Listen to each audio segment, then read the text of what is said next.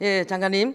우리나라에서 가장 심각한 문제가 소득, 노동, 산업, 지역과 같은 양극화와 저출산 고령화 사회라는 것에 동의하십니까? 예, 동의합니다. 그렇다면 고용노동부 관점에서 봤을 때 네. 노동과 소득에 대한 양극화의 근본적인 원인 딱 두 가지만 꼽으라고 한다면 어떤 것이 있을까요? 우선에 대기업과 중소 영세 자영업 사이의 격차가 있고요. 두 번째는 정규직 대기업 공무원 이쪽은 좀 과잉 보호가 되고 있고, 반면에 청년 여성 또는 영세 비정규직들은 좀 너무 과소 보호가 되고 있다고 생각합니다. 그렇습니다. 대기업과 중소기업 간의 격차가 굉장히 크게 벌어지고 있고, 또 정규직 중심의 노조 활동, 즉 그 임금 격차 해소와 고용 형태 개선을 위해서 노동부 장관으로서 좀 할 일도 많이 있지 않겠습니까? 네. 그럼에도 불구하고 민주당은 지난번 장관 청문회 때 일제 식민지 시대 국적 관련 장관님의 발언을 빌미로 해서 한노이 국정감사와 전체의 참석을 막았습니다. 제가 알기로는 장관님은 독립운동가 후손으로 알고 있는데 친일파라는 비난이 있는데 여기에 대해서 어떻게 생각하십니까? 예, 뭐 저는 어릴 때부터 저희 그 조상께서 임진왜란 때 의병장으로 순국을 그 임진왜란 당해에 전투에 나갔다가 순국하셔서 나라로부터 한성부 판관이라는 그 증직을 받고요. 조선시대 때부터 하셨군요, 그죠? 예, 서원에도 또 배향돼 있습니다. 그리고 을사조약에도 반대하는 을사오족 참수를 주장하면서 저희 정조 할아버지께서 중추원 의관을 하시다가 사직하고 상소를 내서 상당히 고초를 겪어서 저희는 일제시대 내내 큰 고초를 많이 겪은 집안. 일제시대 때도 독립운동을 많이 하셨죠, 선조들이? 예, 그렇습니다. 예. 당시에 국채보상운동이라든지 이런 데도 참여를 하고 해서 저희는 일제시대 완전히 몰락한 집안이 됐습니다. 일제시대 몰락하셨다고요? 네. 아이고, 예. 그리고 김문수 장관님을 딱 이렇게 김문수라는 이름을 딱 떠올리게 되면은 위장 취업, 수배, 학적 대적, 투옥, 해고 등 그 노동운동가 김문수를 상징하는 키워드입니다. 그래서 기득권과는 거리가 멀고 아주 청렴하다라고 많은 국민들이 생각하고 있습니다. 이러한 장관님을 민주당은 약자에 대한 차별과 혐오 발언으로 국민과 노동자들의 희망을 짓밟았다라고 이렇게 하면서 한노이 전체 회의에 나오시는 것을 막고 막 그러는데 여기에 대해서 어떻게 생각하십니까? 예, 그 점은 우리 국회 환경노동위원회 업무와 관련되거나 저 개인의 도덕성에 관련된 것은 아무리 질타하셔도 제가 다 그걸 응답해야 되고 또 제가 밝히고 답변해야 될 책임이 있습니다만은, 그렇지 않은 부분에 대해서는 저는 저 나름대로 또 거기에 맞게 의원님들 질책이나 또 질문에 답을 해 오고 있습니다. 전태일 열사 기념회 사무총장 역임하셨죠? 예, 제가 전태일 기념사업회를 처음 만들고 만드셨습니까? 사무국장을 했습니다. 훌륭하십니다. 이관 선생 목사님을 모시고 회장님을 모시고 제가 사무국장을 했습니다. 전태일 열사 어머니이신 우리 이소선 여사님께서도 문수는 내 아들이다라고 하셨다는데 어떤 사연이 있습니까? 우리 전태일 동지가 돌아가시고 난 다음에 그때 제가 1학년인데 매우 충격을 받고, 그 다음에 제가 댁으로 선배님의 소개로 그 판잣집, 바로 지금 쌍문동 208번지 전태일 선배가 지은 그 판잣집으로 찾아뵙고 노조 간부들과 그 가족들에 대해서 계속 한자라든지 이런, 당시 잘 모르셨기 때문에 한자나 이런 걸 가르쳐 드리면서 전태일 선배께서 하시던 대학생 친구가 나에게 있었다면 하는 그 대학생 친구 중에 한 사람으로서 그 노조 간부와 또 유족들에 대해서 제가 좀 도움을 드리려고 노력한 적이 있습니다. 그래서 그런 친분이 있으셨군요. 네, 그래서 저는 어머니 돌아가실 때까지도 계속, 제가 도지사 할 때도 도지사 공간에 모셔서 말씀을 듣고 늘 가깝게 지냈습니다. 지금 여기 계시는 우리 야당 의원들도 그렇게 말씀하시는 분들도 많이 계시고 또 밖에 계시는 분들도 그런 말씀하신 분들이 있던데 한때는 혁명을 꿈꾸다가 전향하였다고 해서 이 좌파 진영에서는 변절자, 대신자, 수구, 거구라는 비판이 있는데 동의하십니까? 예, 제가 이제 혁명을 하려고 했던 것은 사회주의 혁명이었는데요.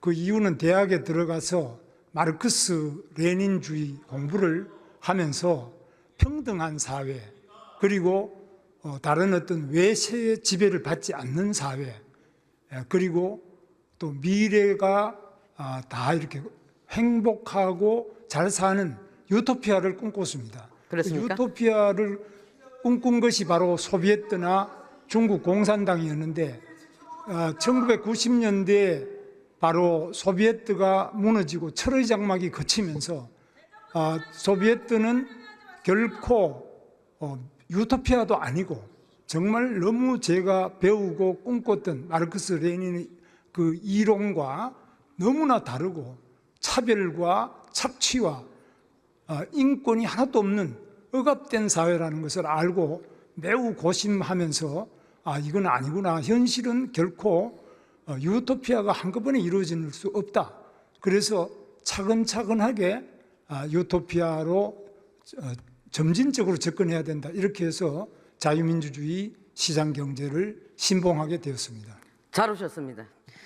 본회의장에서 계엄에 대해서 사과하지 않았다고 민주당이 난리던데 어떻게 생각하십니까?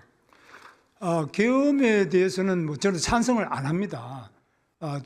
대통령께서 계엄하신 것을 저는 국무회의 참석해서 찬성한 적도 없고 저를 부르지도 않았습니다만은 예. 그러나 지금 생각해도 만약 불러서 제가 참석했다면 적극적으로 이 계엄은 안 된다고 말씀드리고 반대를 했을 겁니다. 그러나 이제 이 계엄이 내란이냐 하는 부분은 그거는 법원에서 판단을 내릴 것으로 보고 있습니다. 저는 이 계엄은 내란이라든지 이렇게 바로 계엄은 내란과 같은 것이다라는 이런 정의에 대해서는 동의할 수가 없습니다. 그래서 헌재에서 판단할 거다 이거죠? 헌재가 아니라 그거는 사법적인 그 법원의 판단이 아니겠습니까? 헌재에서는 계엄이 내란이냐 하는 부분은 다루지 그건 않는 이제 것으로 제가 형사재판 할 테고요. 네. 또 헌재에서도 따로 판단할 것이니까 계엄은 잘못됐지만은 그렇다고 해서 그걸 갖다 내란이라고 고를 시킬 수는 없다 이거죠. 그러니까 내란범이나 내란 수괴나 내란에 대한 선전 홍보를 한다라고 하는 것은 이것은 법률적 범죄 행위이기 때문에 그 부분은 우리 헌법에 나와 있는 것처럼 유죄 판결이 확정되기 전까지는 그런 말을 함부로 하는 것은 인권 침해로 생각합니다. 네, 장관께서는 청년 노동 운동가 김문수로서 약자에게 또 약자로 인해서 약자를 보면서 피와 땀과 눈물도 많이 흘려봤고 약자들의 아픈 마음을 누구보다도 공감할 수 있는 능력이 저는 뛰어나다고 생각합니다. 그 마음 변함없으시죠? 예, 저는 이 약자들 특히 전태일 평화시장의 시다라고 하죠. 어린 견습공, 저도 견습공 출신입니다만은 그리고 광주 대단지 당시 성남이죠. 청계천에서 철거된 그 판자촌 빈민 그리고 또 한센인들 이런 가난하고 약하고 또 손가락이 다 잘려 나가는 이 산재 환자들 이런 분들을 보면서 제 청춘을 보냈고 또 그분들의 그 삶을 외면하는 것은 제 삶에 대한 또 인격에 대한 배반으로 생각하기 때문에 저는 그런 것은 절대로 제 살아있는 동안에 이분들을 위하는 것이 저의 인생의 사명으로 생각하고 있습니다. 자, 화면 한번 봐주십시오. 대우조선해양 그 하청지의 지부장이 가로 세로 높이가 각 1m인 새창살에 자기 자신을 스스로 가두고 이대로 살 수는 없지 않습니까? 라며 처우 개선을 요구했습니다. 같은 회사에서 근무하면서 누구는 산삼 뿌리 먹고 누구는 무 뿌리 먹어야 되냐? 저도 생각이 같습니다. 이제 이런 문제는 해결해야 되지 않겠습니까? 그렇습니다. 이 하청업체의 이런 유치한 지부장이죠. 이런 극적인 시위를 했습니다만은 이런 같은 사업장에서 일하면서 지나친 격차 그리고 인격적인 차별 이런 것들은 좁혀나가 한꺼번에는 못 고치지만 꾸준하게 좁혀나가는 노력을 할 책임이 우리 정부에도 있고 우리 기업에도 있고 우리 사회 모두가 함께 노력해 나가야 되고 해야 될 첫 번째 과제로 생각합니다. 아유, 예, 맞습니다. 그리고 5인 미만 사업장이 지금 근로기준법을 많이 적용을 제외하고 있지 않습니까? 네. 저는 이 부분은 굉장히 모순적인 상황이라고 생각합니다. 그런데 아이러니하게도 근로기준법을 개정하면 개정할수록 더 격차는 커지고 있고 300인 이상 사업장 노동자들에 비해서 임금도 절반밖에 되지 않습니다. 누가 5인 미만 전문직이 아니다면은 5인 미만 사업장에서 근무하고 싶은 사람 누가 있겠습니까? 그런데 국가가 이것을 대놓고 차별하고 조장하는 것이라고 저는 생각하고 있고 이것을 해결하지 않고서는 이거 양극화해서는 어느 도단이라고 생각합니다. 이제는 해결해야 되는데 문제는 이제 소상공인협회에서는 절대 반대하고 있습니다. 이 부분에 대해서 장관님은 어떻게 생각하고 계십니까? 5인 미만에게 근로기준법이 적용되지 않는 이 작은 기업에 다닌다고 해서 작은 자영업에 다닌다고 해서 근로기준법 자체가 원천 적용이 안 되는 이런 나라는 대한민국밖에 없습니다. 제가 조사해 본 바로는요. 그래서 우리 대한민국이 선진국에 들어와 있다고 하면서 5인 미만 근로자에게는 유독 눈을 돌리지 않고 보호하지 않고 여러 가지 이유를 대서 아직 때가 아니다고 하는데 저는 이 부분에 대해서 더 이상 미뤄서는 안 된다고 생각하고 이 부분을 극복하기 위해서 제가 노동조합의 지도부에도 많이 호소를 해보고 또 정부에도 많이 호소를 해보는데 첫 번째는 이 정부의 책임이 제일 큽니다. 그리고 우리 사회 전체 지도층이 함께 해결해 나가야 될 가장 시급한 과제로 생각합니다. 그게 바로 지금 하신 답변을 실현시킬 수 있는 사람이 바로 김문수 장관입니다. 인정하십니까? 네, 저는 하여튼 최선을 다해서 노력하는데 여러 가지 지금 경제가 너무 어렵기 때문에 자영업이 그러지 않아도 폐업을 많이 하고 있어서 이 부분에 대한 실태 조사를 지금 우리 고용노동부가 중심이 돼서 각 연구원, 협회, 예를 들면 요식업협회와 미용협회 또 다른 여러 가지 소상공인들 협회와 공동으로 조사하고 또 대책을 어떻게 한꺼번에 못 고치니까 순차적으로 해결해 나갈 것인가에 대해서 진지하게 현장 실태 조사를 바탕으로 한 노사 간의 대화와 노사뿐만 아니라 실제로 조직되지 아니한 그 자영업자 단체와 또 그 자영업자 일하는 각 그 자영업 부분에 일하는 5인 미만 근로자들 함께 머리를 맞대고 논의하면서 해결해야 된다고. 반드시 해결할 의지가 있다 이 말씀이신 거죠? 그렇습니다. 그다음에 이제 눈이 많이 오는 날 배달길에 미끄러져도 다시 오토바이를 타야 하고 또 대리운전 중에서 고객들에게 폭행에 시달려도 하소연할 곳이 없는 대리운전 기사들도 계시고요. 노무를 제공했지만 제대로 대금을 받지 못하는 프리랜서들도 많이 계시고 통역료를 3개월 또 늦게는 1년 이상 지난 후에 받거나 받지 못하는 통역사들 이런 분들이 일하면서 갖는 부당한 대우에 대해서 문제 제기할 창구조차 마련되어 있지 않다라고 하고 있는데 이제 이런 부분도 국가가 책임져야 되지 않겠습니까? 그렇습니다. 이런 부분이 이제 프리랜서 플랫폼 노동자인데요. 이 부분은 우리 존경하는 이미자 의원님께서 대표 발의해서 노동약자 보호 지원법을 발의해 놓으셨기 때문에 그 부분이 통과가 된다면 이 플랫폼 프리랜서 노동자들도 보호가 되고 이번에 MBC의 오 요한나 씨처럼 그렇게 불행한 일을 당하는 분들도 도중에 분쟁이 있으면은 노동위원회 중재조정위원회를 만들어 가지고 해결해 드릴 수 있기 때문에 여러 가지 권익이 보호될 수 있다고 봅니다. 과거 문재인 정부에서도 이 노동과 소득 관련된 양극화에 대해서는 문제의식을 갖고 있으셨습니다. 그래서 그것을 좀 해결하겠다고 해서 검증되지 않은 소득주도 성장을 앞세워서 최저임금 대폭 인상하고 비정규직 제로화를 추진했습니다마는 결과적으로는 청년들은 4시간짜리 알바를 전전하게 됐고 오히려 아이러니하게도 실업률은 더 증가하고 비정규직은 역대 최대 증가로 했습니다. 또한 최저임금 효과도 고소득층에만 집중되는 부작용만 만들었는데 또 결국 하다 안 되니까 통계 조작까지 했습니다. 이런 급진적인 정책이 실패했기 때문에 이런 것은 반복해서는 안 된다. 어떻게 생각하십니까?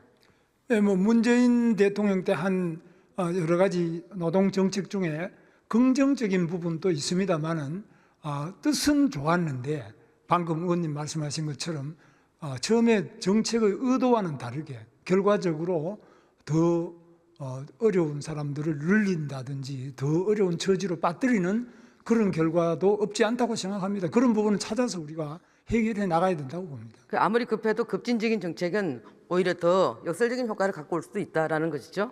뜻하지 않은 부작용이 항상 올 수 있다고 저는 생각합니다. 그러니까 이제 이재명 대표와 더불어민주당은 이런 노동소득 양극화 해소를 위해서 노란봉투법 또 일하는 사람 기본법 전번에 보니까 주 4일제 근무 같은 것으로 해결한다고 합니다. 노란봉투법은 사업주와 노동자가 어떠한 고용계약이 없음에도 불구하고 뭐 사업주에게 월급을 올려다거나 또 안 주면 365일 파업할 수 있게 하고 불법 행위를 했다 하더라도 손해배상을 청구할 수 없게 합니다. 장관께서는 이런 부분들이 이재명식 노동정책이 노동자의 눈물을 닦아줄 수 있을 거라고 생각하십니까? 노란봉투법은 이미 여러 번 통과가 돼서 또 제2 요구를 해서 지금은 없습니다만은 이 부분은 어느 경우든지 간에 현행 우리 헌법과 또 민법의 근본을 위반하는 것이기 때문에 이런 부분을 빼고 그 독소를 빼고 긍정적인 부분을 가지고 다시 발의된다면 신중하게 저희들이 검토를 해서 제도적인 개선을 해나가는 그런 방향으로 가야 될 것으로 봅니다. 그러면 조금 더 진전돼서 이 부분에 대해서는 열어놓고 대화할 수 있다라고 생각해도 되는 겁니까? 예, 이 취지는 노란봉투법의 취지는 약자 보호를 하자는 거 아니겠습니까? 맞습니다. 그 중에 하나가 우리 존경하는 의원님께서 발의하신 것은 노동 약자 보호 지원법이 또 있고 네. 또 이제 노란봉투법도 있고 여러 가지가 아니겠습니까? 그런 것 중에서 현실적으로 가능한 부분을 머리를 맞대시고 여야만이 아니라 또 노사 당사자와 연구자, 실태조사 이런 걸 통해서 하나하나씩 차근차근하게 앞으로 나가야 된다고 봅니다. 지난번 이재명 대표가 주 4일제 근무제를 도입하자라고 얘기를 했는데 근로시간 단축하면 뭐 환영할 일입니다. 다 환영할 일이죠. 그죠? 그러나 근로시간을 단축했을 때 이 임금 보전을 했을 경우에는 생산성이 그만큼 올라가지 않기 때문에 사업주들이 사업을 기피할 거란 말입니다. 그리고 또 임금 보전을 해주지 않으면은 결과적으로 노동자들이 임금이 감소되기 때문에 감액되기 때문에 투잡을 뛰어야 돼요. 그렇지 않습니까? 이 부분에 대해서는 오히려 노동 양극화를 더 격차를 벌리는 형국이 될 텐데 장관님 어떻게 생각하십니까? 실제로 지금 4일제를 이미 하고 있는 데도 있습니다. 그런 소수 기업이지만 하고 있는 데도 있고 또 어떤 기업은 할 수 있는 데도 있을 겁니다. 지금 안 하지만. 그러나 그걸 하게 되면 문을 닫아야 되는 데도 상당히 많을 수 있습니다. 그래서 이 부분은 지금 현실 자체가 어느 상태에 있는지를 보고 해야지 일률적으로 모두 언제부터 다 주 4일제를 한다 이렇게 했을 때는 많은 그 부작용 4일제를 하자는 것은 근로시간을 단축해서 여가시간을 늘리고 행복하게 하자는데 오히려 행복은 고사하고 일자리를 잃어버리는 이런 결과가 얼마 오는지 이런 것을 종합적으로 봐서 추진할 필요가 있다고 봅니다. 일률적으로 바로 급하게 4일제를 하자 4.5일제를 하자 이렇게 할 때는 현재와 같은 경제적인 아주 공공한 시기에는 많은 폐업 도산을 가져올 것으로 보고 있습니다. 저도 그게 동의합니다. 지금 이제 시급한 노동 현안에 대해서 몇 가지 말씀드리겠습니다. 지금 임금 채권 문제로 인해 가지고 많은 노동자들이 눈물을 흘리고 있습니다. 여기에 대해서 대안과 대책이 있으면 말씀해 주시기 바랍니다. 임금 체불에 대해서는 이 부분은 제일 중요한 점이 체불 임금의 40% 이상이 퇴직금입니다. 그래서 이 퇴직금을 퇴직연금으로 해서 회사 안에 가지는 게 아니고 회사 바깥에 금융기관이나 자산운용사에다가 미리 하면 이 퇴직금 40%만큼 줄일 수 있고 두 번째는 대지급 제도 같은 것도 조금 더 강화를 해서 회사가 망해서 못 돈을 갚는 지금 또 대우 위니아라든지 뭐 큐텐이라든지 여러 대형 체불임금 업체 많습니다. 이런 부분에 대해서도 국가가 가만히 집에 있는 사람한테도 전 국민에게도 25만 원 주자 그러는데 예. 자기가 일한 거를 못 받는 데는 맞죠. 먼저 줘야 안 되겠습니까? 아, 그렇습니다. 그래서 예. 저는 일한 사람들이 일하고 돈 못 받는 부분은 국가가 책임지고 먼저 갚아드리는 것이 돈을 지급하는 것이 우리 국가가 해야 될 일로 생각합니다. 저는 김문수 장관님의 방금 그 말씀을 믿습니다. 본 의원이 에스크로제를 도입하자고 했는데 의장님 뭐 하십니까? 예? 뭐 막 소리 지르고 이러는데 의장님 좀 제재 좀 해주세요. 하세요. 예? 네, 하세요. 민주당 쫄리십니까? 쫄리면 집니다.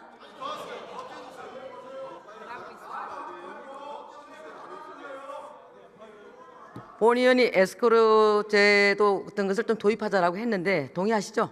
네, 동의합니다. 그 장관님께서도 좀 전에 말씀하셨습니다마는 직장 내 괴롭힘 굉장히 심각합니다. MBC 같은 경우에 기상캐스터 고오 요한나 씨가 직장 내 괴롭힘을 위해서 참 안타까운 사연을 우리한테 전했지 않습니까? 네. 지금 MBC는 그동안 몇 차례 근로감독관을 통해서도 임금 체불, 부당노동 행위, 모성보호법 위반 이런 걸로 사회적 지탄을 많이 받아왔고 사장이 지금 기소된 걸로 알고 있는데 이거 뿌리 뽑아야 되지 않겠습니까? 저는 뭐 뿌리 뽑아야 된다고 생각하는데 특히 이 방송사의 기상캐스터들이 프리랜서로서 정말 자기 꿈을 이루기는 고사하고 목숨을 잃어버리는 이런 일은 어떤 경우든지 반드시 막아야 된다고 생각합니다. 그다음에 지금 이제 굉장히 핫한 이슈가 반도체 특별법에서 화이트 이그젬션에 대해서 이제 논의를 했고 그래서 한동안 그 이재명 대표도 이 부분에 대해서는 좀 유연한 정책을 쓸 것처럼 했습니다. 그래서 처음에는 이산이다 해서 기업가들이 맞습니다라고 했는데 아니다 저산이다. 그리고 또 다시 저산이다 하니까 또 기업가들한테 희망 고문을 지금 하고 있는데 여기에 대해서 기업가들은 이 부분에서 근로시간 규제를 좀 풀어달라고 하지만 노동조합에서는 이거 건강권 보호를 해야 되는 데 있어서 이건 건강권 침해다. 그리고 여기에 대해서 연구개발은 이거하고 상관없이 할 수 있는 건데 왜 이렇게 하라고 하느냐. 이재명 대표의 갈짓자 행보, 이산저산 행보가 결과적으로 기업들은 희망 고문을 했지만 사실 또 건강권도 보호해야 되는 건 사실입니다. 그래서 근로시간 유연성에 대해서 장관님의 견해는 어떻습니까?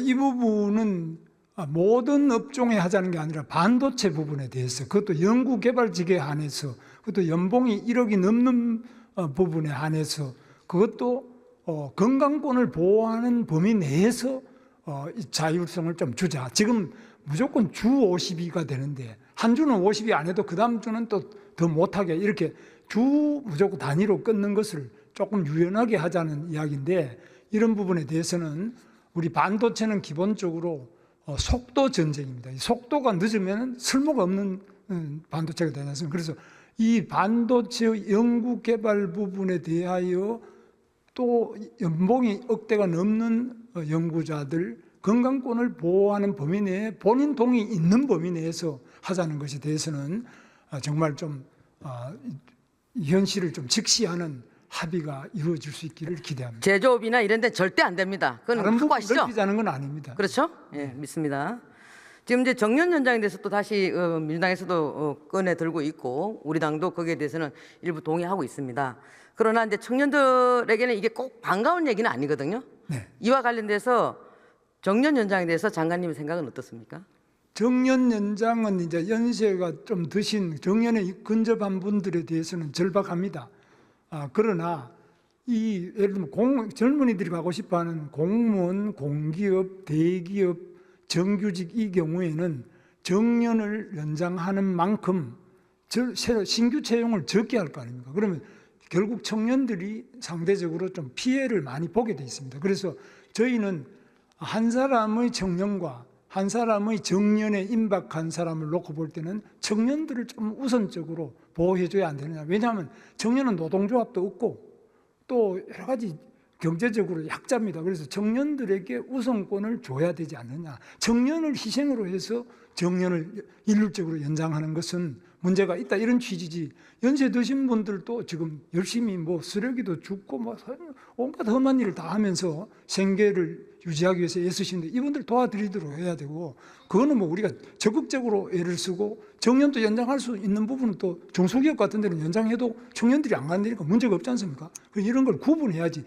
일률적으로 정년을 60세에서 65세로 늘린다든지 이렇게 할 때는 많은 부작용이 일어난다 이런 취지입니다. 그래서 우리는 연세 드신 고령자도 보호하면서 청년도 취업을 문을 열어줘야 되기 때문에 매우 어려운 정책이라고 생각합니다.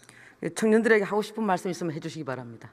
우리 청년들이 어떤 경우든지 절망해서는 안 되는데 우리 절망한 청년들이 많이 있습니다. 그래서 우리가 적어도 청년들이 일자리는 못 구하더라도 절망해서 스스로 세상을 떠나는 이런 일이 없도록 저희들은 우리 고용노동부에서도 쉬었음 청년 지금 41만 명으로 통계에 나왔습니다만 이 쉬었음 청년부터 적극적으로 맨투맨으로 저희들이 그 인적 사항과 연락처를 가지고 올해부터 적극적으로 접근해서 이 청년들이 절망하지 않도록 희망을 가지고 노력할 수 있도록 최대한 도움을 드리려고 하고 있습니다.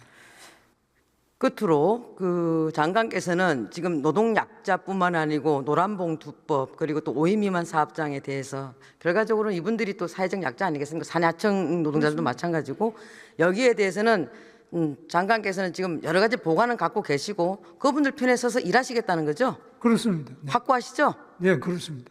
그럼 그분들 위해서 한 말씀 해주시기 바랍니다.